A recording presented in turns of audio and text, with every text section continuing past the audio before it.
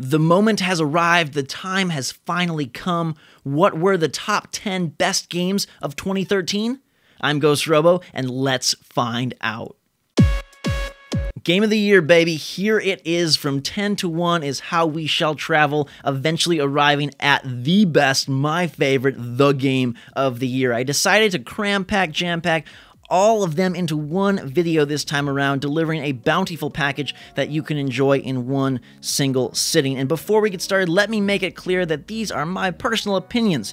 There are no rights, no wrongs, just opinions, and you are allowed to have your own as well, and I hope you do. Share them with me in the comments below. Let me know your favorite game of 2013 and what you think of my list that will follow. Right now, though, we must dive in. We must delve deep. Game of the Year 2013. Let's do it.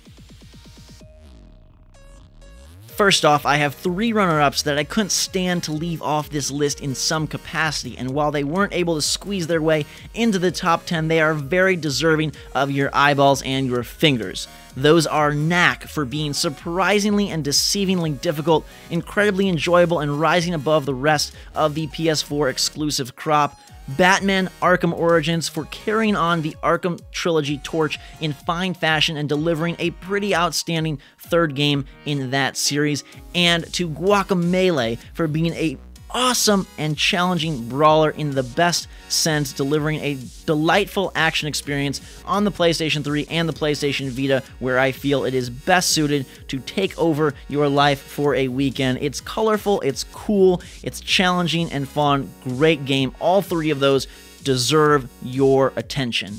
That was the appetizer. Now on to the main course. My top 10 best games of 2013 kick off with number 10, Card Hunter. Some of you may never even heard of this game, but dang is it a great one. It combines RPG elements, board game tropes, and card battler techniques into a beautiful package that is so much freaking fun. It was one of those rare experiences where I couldn't play anything else but Card Hunter, Card Hunter, Card Hunter. And even when I wasn't playing, I was thinking about the game. I must have spent a good 2 weeks of just power-houring right through Card Hunter and all the content that exists within. It's a free-to-play, browser-based game, but don't let that sour your expectations. This is definitely not a slouch. You have 3 characters that then have cards that then allow you to conduct attacks on this board game setting that is beautiful, colorful, and hilarious all in one. You collect loot that helps you build your characters and build your deck, and you're able to shape it however you want. A bunch of magic, a very speedy trio, a defensive team, however you would like to play this game, you are able to build in that fashion based on the cards you have, which is based on the loot that you gather. So it's this beautiful progression, this harmonious circle where you enter a battle, you get some flavor text, some flavor commentary, it's really cute and fun, and then you duke it out, you defeat the enemies, and you get loot. And then that loot becomes cards, and then those cards form your deck, and you have to outfit your characters so they can only have one weapon here and one piece of clothing here, and eventually as they level up they unlock slots. And so it just miraculously combines favorite parts of RPGs with favorite parts of card games with board game tabletop action, which if you know me, you know I love the physical games, the board games, that kind of stuff, and this one just really delivers. It knocks it out of the park, and it's never offensive with its pay aspects. You're able to buy a subscription service that gives you an extra piece of loot or buy new skins for your characters. Nothing is required. You can definitely beat the game without any of that, and there's a whole multiplayer component that I've barely even scratched into. Nonetheless, Card Hunter is outstanding. I hope you'll check it out if you haven't heard of it, and it definitely deserves my number 10 spot. Coming in at number 9 is Tomb Raider. Now, when I first completed this game, I figured it would have fared much better on this list, and that's not to say it disappointed, but it just doesn't do anything super spectacular. It's a very solid game with a really gorgeous world and a new Lara that I like better than any of the other Laras before. I think it does exploration pretty darn well and combat just as competently. I had plenty of fun using the bow and arrows and the pistols to take down enemies in this really gorgeous world. And now, it might not look as good now that we have dipped our toes in the waters of next gen, but trust me, this game is very impressive from a visual standpoint and from a world standpoint. How they build this Arctic mountain, weird jungle forest place It's a whole lot of fun to look at and a whole lot of fun to play. I thought it was one of the action games, adventure games that delivered the best like finger experience in terms of pressing the buttons, executing the actions on screen, really felt cohesive and delivered an exciting experience. There is a fluidity to the gaming loop here that feels really good, from effortlessly climbing about the environment to taking guys down with dual pistols. It just all merges together very nicely. It definitely deviated from their original intent of having this Lara that goes from zero to hero. She basically was a goddess of war very early on and able to wield weaponry that she probably shouldn't have been able to even know how to operate at that moment. But nonetheless, setting aside those strange bits from the onset, this game is really great. I thought the story was pretty well done. It doesn't dive into the paranormal and supernatural too soon, so you're able to get a lot of human interaction. That seemed pretty fun, and just overall, it's really cool to be in this big open space and for the most part have it play like a real life game, in the sense of you're not fighting against crazy zombies for the most part, you're not diving into some strange world, you're just exploring a vast open island that has all these different aspects. And the one thing I will say is that the tombs were a little bit small, a little bit short, definitely leaving something to be desired, and it just has me excited for how they will continue this revitalization of the Lara Croft Tomb Raider franchise with the sequel that is bound to come out on the Xbox One and PlayStation 4 next generation. I thought the leveling up system was pretty cool as well, being able to pick where you're going to spend your points and sort of build your Lara. It all ultimately funneled kind of towards the same point, which is a little bit but for the most part it was fun, especially early on, picking what you were going to power up first. I have a lot of good things to say about this game. It never quite reached the potential I saw in it from the get-go, but I definitely think this is one worth playing, a beautiful experience that is very, very grounded in what it does, and I really enjoyed Tomb Raider. You are a great number 9. At number 8, we have Injustice: Gods Among Us. Man, NetherRealm has cemented themselves as the kings of combat for this past generation. MK9 was outstanding, and Injustice is my favorite fighter of the generation. I think the things they add with the environment, while initially seeming gimmicky, make fights way more fun. Being able to tear off gargoyles and throw them at your opponent, being able to shoot lasers out of a creepy robot's eyeballs, all these side things that add to the battle environment are really, really cool, and I think definitely up the intensity and the flavor of the fights, allowing for more variety no matter which characters you pick. I also think that the DC roster here is downright fantastic, and I love that they added an entire season worth of DLC characters. I wish there were more. I wish there were more stages. I just want more of this game because it is so dang good, and the fighting systems are super fun as well. I think that they've done a brilliant job of adding enough supers and ultra type moves without totally skewing the balance of the game, and it's still a fighter that can get down to the nitty gritty and have these ferocious finishes that leave you just salivating for more and for a victory. It's the multiplayer game that I played the most of in terms of head-to-head matches against people and friends and things like that. I had tons of fun with it. I really don't have enough good things to say about Injustice. The single player itself is also enjoyable, and typically that's terrible in fighting games, but it's another aspect that NetherRealm just nails. It's a gem for their crown that they are able to do awesome single-player fighting storylines and structures, as well as just crazy multiplayer. Injustice: Gods Among Us, it's a must-buy. It's available now on the PS4, also on 360, PS3.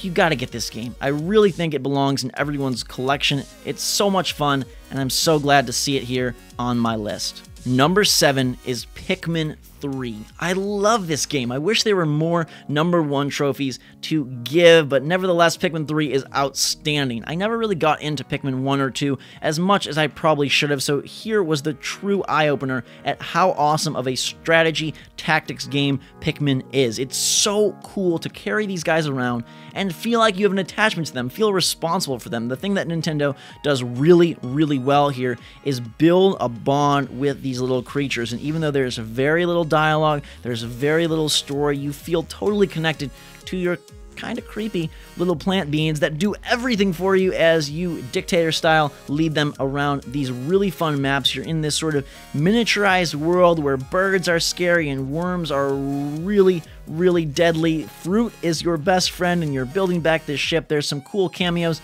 from the past games, and all in all, I feel like it delivered a stellar experience from start to finish. There was never a time where I felt like, wow, the quality has really dropped, and that was evident in a handful of games this year. Nintendo is quite well known for going start to finish at a very high level, and while the last level of Pikmin 3 was kind of frustrating, it was more based on its difficulty and its uniqueness rather than bad design, and therefore I give that a pass. I also love the multiplayer. The battle modes here are really cool and possibly just totally unknown. I never saw them covered previous to the game's launch, and I'm so glad that I played them because they are intense. They're really fun. It's a back and forth push-pull battle that me and my brother enjoyed so darn much. The charm and color instantly won me over, and I feel like the controls are also pretty comfy, doing a nice job of giving you total control over the battlefield, being able to shoot off Pikmin in multiple directions and chase after them when they go astray. An amazing experience, super fun, and one of those games that just brings a smile to your face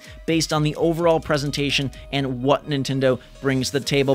One of the best Wii U games of the year, one of the best overall games of the year. Pikmin 3, I love ya. Number 6 is DMC. Possibly the biggest surprise of my entire list is Ninja Theory's take on the Devil May Cry franchise, and to me, it's my favorite one. Purists might say that, no, you're wrong, it's really the third or the second or whatever, but this one just really won me over. I thought they did a fantastic job of integrating a crazy world with the fine-tuned combat of Dante, and I loved it. I loved the action. I felt in total control of all these different weapons. I absolutely appreciated the ability to quick switch between 2, 3, 4, 5 different weapons, taking down targets that require a red or a blue, and using heavy attacks, light attacks, being speedy and also smart through this really colorful, vibrant, but also kind of shady, sleazy, spooky world. Great levels, great bosses. They did it better than anybody, I think, since Bayonetta, better than God of War Ascension. This is, again, one of those games that delivers a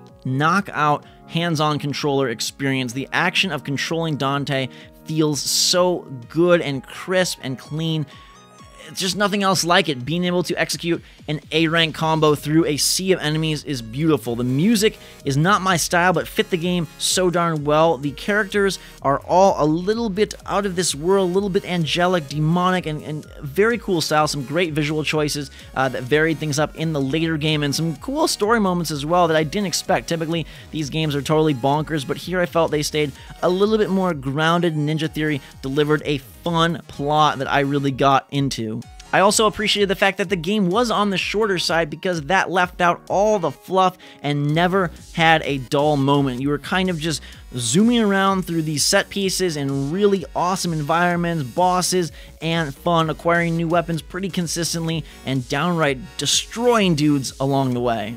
There's a lot of negative mojo around this new DMC. Some people hate the design of Dante, some people hate that it switched developers, some people just hate it because they hate it, but I think everyone should give this game a chance because it's really, really outstanding, and like I said, slots itself alongside Bayonetta as probably my favorite character action game of this generation, definitely dethroning God of War this time around, and doing so in a cool way that involved movement, environment, and combat, really creating a nice trio of mechanics that I found just awesome.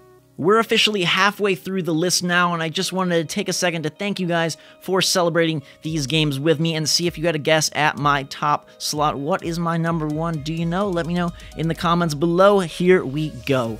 Coming in at number 5 is NBA 2K14. This might seem like a weird spot for an annualized sports game, but the next-gen versions of NBA 2K14 are so dang good, I couldn't help but put it this high. NBA 2K14 is downright amazing. It looks so true to life and just about beats everything else on the two new consoles. It's my favorite experience of the next gen, and one that I will keep playing over and over and over again. It's the kind of game that is so mechanically sound, so fun, so well crafted that it never goes back on the shelf. And that has been true of the 2K basketball games for a number of years, but this one just seems to be the cream of the crop. Their revitalized My Player mode is really, really cool and more immersive than ever, and just the facial animations, the motion capture of the players, it just kicks everything else's butt and delivers also the best basketball game, probably the best sports game on the market. You gotta play NBA 2K14.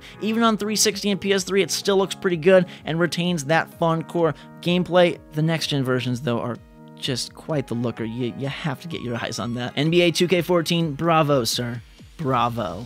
Number 4 is The Legend of Zelda: A Link Between Worlds. Another game I wish I could place higher because from start to finish, it was outstanding. I wish there was more game in that cool cartridge. I wish there were more dungeons, more to do, and that is a great testament to how fun and how great the game is. The fact that I want to play more and more and more beyond the credits. What is there, though, is so just stupidly perfect. It goes back to the roots of A Link to the Past and delivers a top-down Zelda that's focused almost entirely on mechanics and dungeons. The combat is really good. The 3D, actually, is quite possibly Nintendo's best efforts yet. They do some amazing stuff with verticality that I've never seen before on that system, and just the overall feel of running into a dungeon, solving some puzzles that are not too difficult, but just difficult enough to make you feel smart, and then beating a cool boss that requires another morsel of thought and just investigation of patterns, and perhaps you die once but then figure it out and feel like such a champ. And they've got those sound cues that make you feel like the king of the land, and they've got the music that really just burns a spot in your brain. Everything about this game, I have no complaints. I think it's from start to finish a awesome Nintendo experience, and some people will say it's basically a remake of A Link to the Past. No, there's a lot of new stuff here, and their new feature of being able to merge into the wall and move around as a 2D drawing, I really came to enjoy. It adds a lot of different maneuverability around the environments that you previously never expected and never even had to think about. So now you can traverse walls, you can cross huge gaps that were as impossible to even venture towards before, and it just adds another dimension, quite literally, to your puzzle gameplay within these dungeons and environments. That it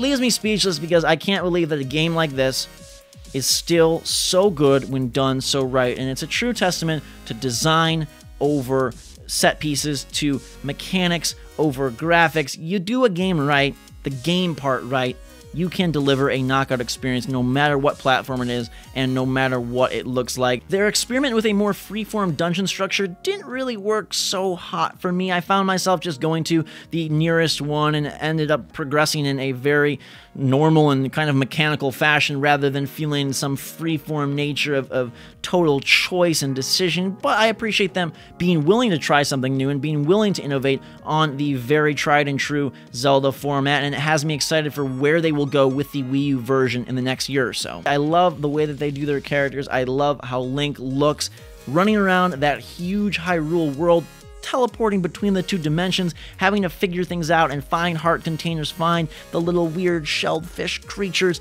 and all that stuff just contributed to an overall excellent package. Zelda: Link Between Two Worlds. This is probably the best 3DS game of all time. For me, it unseats Super Mario 3D Land as my favorite experience on the most current Nintendo handheld, and I recommend it to everyone. Number 3 is Super Mario 3D World. I really wanted this game to be higher, but I'm perfectly happy with where it sits. Early on, you guys know I was so hyped for this one. It was my most anticipated game of 2013, and I can safely say that it really did deliver. I had some nerves. I had some concerns. They were deviating from the Galaxy Sunshine 64 format and doing something that felt like a hybrid between the 2D games and the true 3D platformers, but what they put forth awesome. The most variety I've ever seen in a Mario game from a visual standpoint and from a level design standpoint. They put some really crazy twists on the Mario format that are so fun. Those challenge rooms are awesome. Probably my favorite part of the entire game. The little Captain Toad sections where you rotate this like level in a box was so much fun as well, and multiplayer works better than it's ever worked, I think, in a platformer. Completing those levels with friends and family is a blast. While it does start off a little bit slow and easy, the challenge ramps up considerably towards the end of the main game, and then there are a boatload of bonus levels for you to explore if that is your kind of thing. Mario 3D World also introduces the resurgence of multiple characters that have their own traits. So you've got Mario, Luigi, Toad, Peach, and a secret character that I really want to say but won't spoil here, that all have something different about them, and that allowed me to pick and choose who I was going to use for different levels, for different challenges, and I found myself really wanting to collect all the stuff, not only to unlock the levels, but because here in this game, the green stars felt more like mini challenges, mini objectives, a la Super Mario 64, rather than just hide-and-go-seek from the new Super Mario Bros. Games where the gold coins are in the most unseen spots of the level. I love this game. I really do. Mario is probably my favorite franchise of all time, and I think this earns itself a place among the greatest Mario games of all time, primarily for how much it does within its 8 main worlds. You look at the ice levels, the desert levels, but then you also have shadow play levels, you have creepy swamp poison levels, you have just beautiful environments that don't seem to fit the typical Mushroom Kingdom feel, and yet they work so well. Big open fields, weird Aztec type ruins, and a bunch of enemy callbacks from games that I've played in the past. This was a beautiful, beautiful love letter to Mario fans, as well as a great tight platformer, the best of its kind. I love being able to play it on the Wii U controller itself. Of course, on a big TV, it looks so crispy. Nintendo's best graphical venture yet. It rivals really next gen for me in terms of how pretty it is. Maybe it doesn't have as many pixels or as many crazy fire effects, but the clarity of the characters, the vibrance of the colors, it's outstanding. Mario Kart 8 is going to look amazing. This game looks amazing. The Wii U, while suffering from a technical standpoint, is definitely delivering from an art standpoint, and I give them a huge round of applause for accomplishing that. Mario, Super Mario, my man Mario, I love you, and this game is incredible. Number 2 is Bioshock Infinite.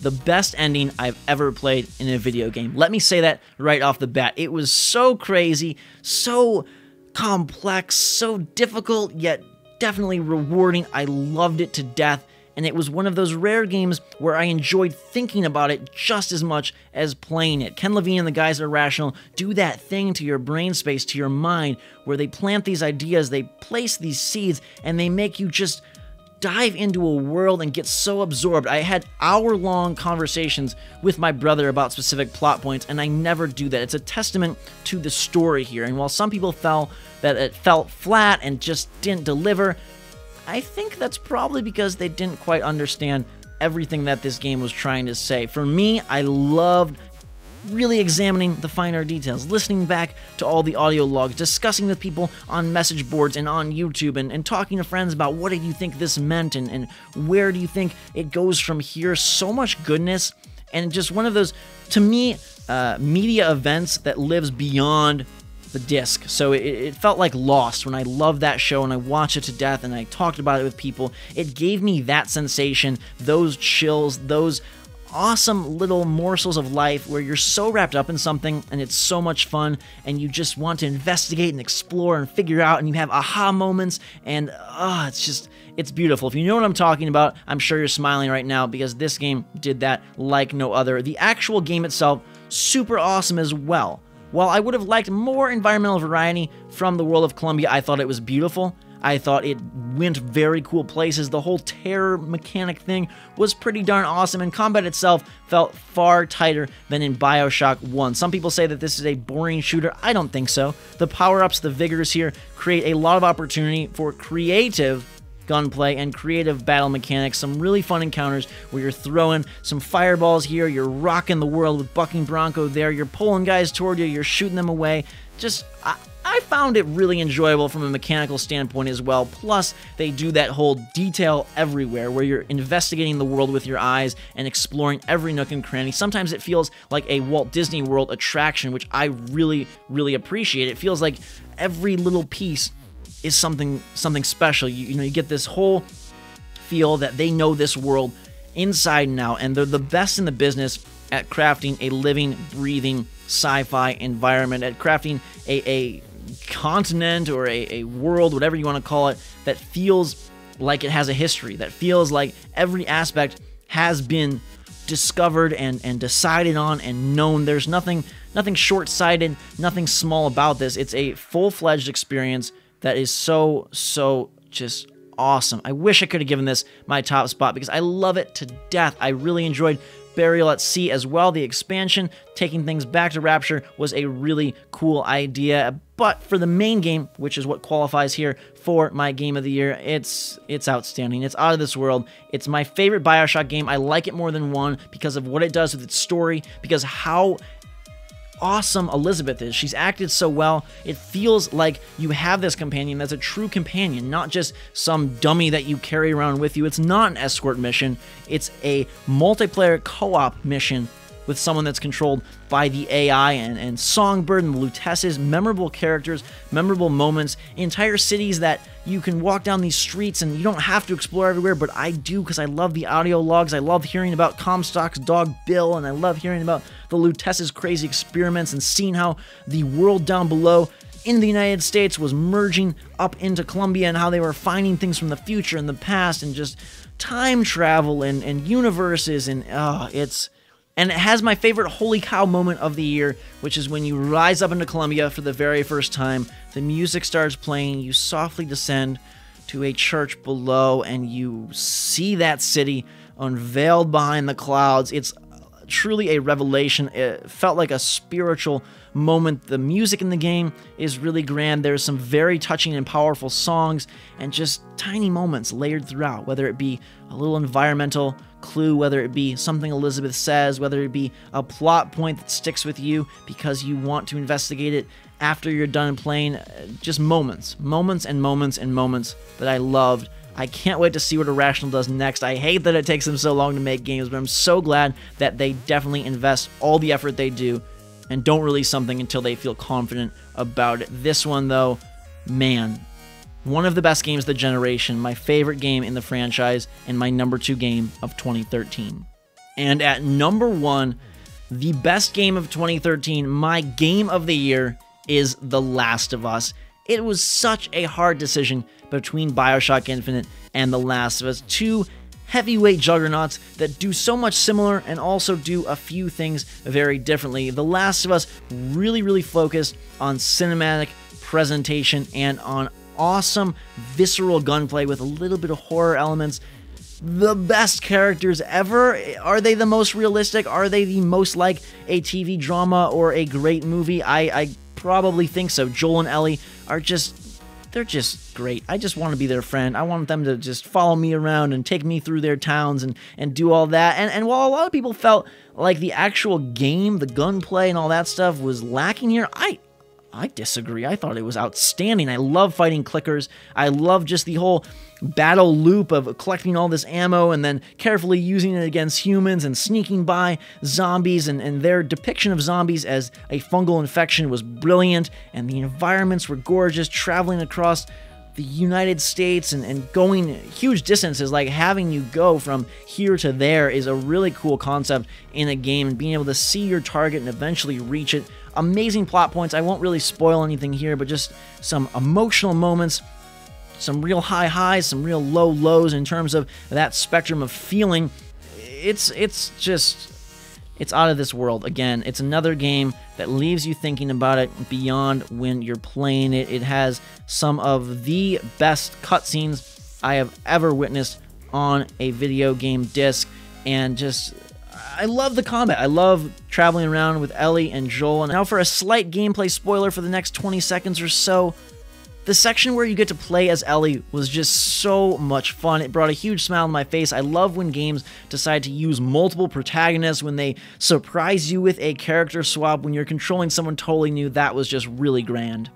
Potentially my favorite thing about The Last of Us is having these battles take place in very realistic and local environments. Fighting clickers in a backyard, traversing through a system of houses, going across a hotel, just a lot of stuff that is very mundane in its normal nature. But when this fungal virus strikes, when this sort of strange plant overgrowth apocalypse happens, it becomes something totally unique, totally different, and you're wowed in ways that you didn't quite expect from just going through somebody's garage, or just moving through a small town, or from going through a building that's fallen on its side. I love the fact that they're able to take these environments and really bring them to life and deliver this exciting set piece that doesn't have to be a 50-foot tall robot. It doesn't have to be a nuclear bomb. It just could be the fact that someone left their shoes here and they forgot to even grab their shoes when they were escaping. The fact that they're able to have this beautiful hotel with some parts untouched and some totally destroyed. Just the way that Ellie and Joel interact and the growth of their relationship. Some of beautiful touching moments that brought me to tears towards the end of the game, and just I felt a really nice payoff with the ending that didn't cement itself really strongly in one way or the other, but left you hopeful and left you thinking and left you kind of crafting your own future tale for these two people that you learn to really love and appreciate and get to know over the course of your journey. So much has been said about this game, and I agree with just about all of it, but one point I wish was more talked up is the multiplayer side of this game, and this is where The Last of Us firmly planted itself ahead of Bioshock Infinite on my list this year. It's a downright great suite of modes. I love what they did, how they made it more intense, more focused on crafting and being careful and quiet, and just, man, go watch my gameplay videos. You'll see these moments where it's down to the last kill and you throw a Molotov and they're shooting, and just brilliant moments where you're scared and you're tense and you're sweating, and kind of delivers a lot more of that than something like a Call of Duty or a Battlefield, and especially in a year where Battlefield 4 was a technical mess and Call of Duty Ghosts really, in my opinion, under-delivered. The Last of Us was where I spent my multiplayer shooter time, and I'm so glad I did. Getting parts from kills and then crafting new bullets or making a Molotov or building some armor was a really fun system, and then using those advantages to your advantage to go out and kind of take down enemies was fun. The other modes like interrogation didn't really differentiate themselves as much as I would have liked, but are still a fun diversion from the main deathmatch, and the maps themselves are really unique and cool, not very symmetrical, a whole lot of fun, different, plenty of different places for you to hole up or hide out or prepare yourself, drop some bombs and gather parts. Just a lot of really nice systems that in theory sounded really difficult to pull off, sounded like it might not work, like it might just be an afterthought, and also ran another attempt to put a bullet point on the back of the box. But let me tell you, The Last of Us is my favorite online game of the entire year. I think it's better than any of the other shooters. I think it's better than any of that other stuff, and I still play it to this day and love every minute of it. No matter if you are a level 1 or a level 100, it still feels like with smarts and patience, you can take down opponents, and I love that. All in all, The Last of Us is a resounding achievement in the video game medium, and a beautiful way to send off the PlayStation 3, Xbox 360, and Wii generation. Hopefully catapults us into a new era of intense storytelling, of effective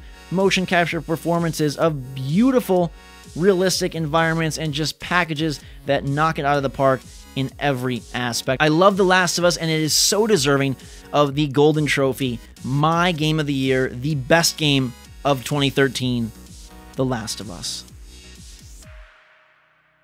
Whew, that's gonna do it. A whole lot of games, a whole lot of greatness, all in one fine-tuned package. One video of my favorites, and I hope you enjoyed. If you did, smash that like button, add to your favorites. Let me know in the comments below what you think of my list and what your favorite games of 2013 were. While this past year in gaming did have some low moments, and I thought the consoles kind of under-delivered in terms of launch titles, and some major franchises underperformed as well, the top half of my list is a tour de force. Those 5 games, and even 6, 7, 8, 9, 10 are also great, definite must-play experiences. I hope you found a gem or two that you might have missed throughout the year and got some good value out of this video. I can't wait till we do this again in 2014, and I hope the list is better than ever. What will be on that list? We'll have to talk about that soon, but right now, guys and girls, thanks so much for watching. Hope you're having a fantastic day. Drink some hot chocolate. Let me know your favorite games of the year in the comments below, and until next time, we will see you all later.